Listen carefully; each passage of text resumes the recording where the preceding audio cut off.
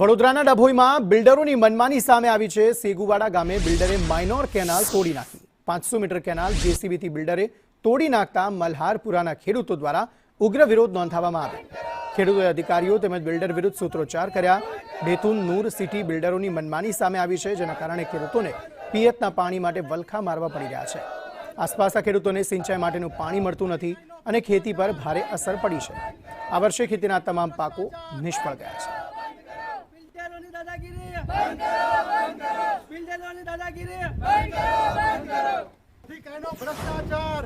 વડોદરા જિલ્લાના ડભોઈમાં એક બિલ્ડર દ્વારા જે ગેરકાયદેસર રીતે અડધા કિલોમીટર ઉપર જે માઇનોર કેનાલ છે તેને તોડી નાખવામાં આવી છે। બૈતુન નૂર સિટી નામની એક આ સાઇડ ચાલુ કરી છે જે બિલ્ડર દ્વારા, અને મલ્હારપુરા ગામના જમીનમાં જે પિયાતનું પાણી જતું હતું તે કેનાલને અડધા કિલોમીટરની ઉપર અને તેના વાલ પણ તોડી નાખવામાં આવ્યા છે। ત્યારે મલ્હારપુરા ગામના ખેડૂતો અને ગ્રામજનો અહીંયા વિરોધ કરવા પહોંચ્યા છે। આ દ્રશ્યો જે જોઈ રહ્યા છો, જે કેનાલ છે આ માઇનોર કેનાલ જે આકડિયાપુરાથી આવી અને કુંવરવાડા અને શેગુવાડા મલ્હારપુરા સુધી આ પહોંચે છે।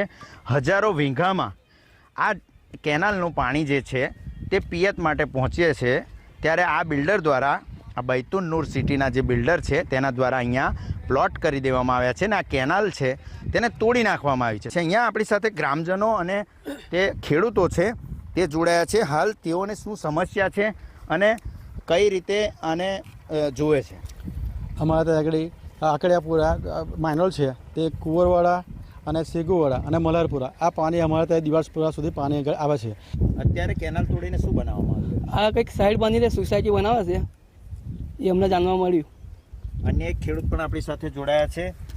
કેટલા વાલ તોડી નાખ્યા છે, શું શું નુકસાન કર્યું છે? બે વાલ તોડી નાખ્યા છે અને જે એની પાણી માટે જે કૂવા છે ને એ કૂવા બી તોડી નાખ્યા છે। ક્યાંક અધિકારીઓની પણ મિલીભગત હોય તેવું સ્પષ્ટ રીતે જણાઈ આવે છે, જ્યારે ખેડૂતોને મરવાનો વખત આવ્યો છે। કેતન કુમાર, સંદેશ ન્યૂઝ, ડભોઈ, વડોદરા।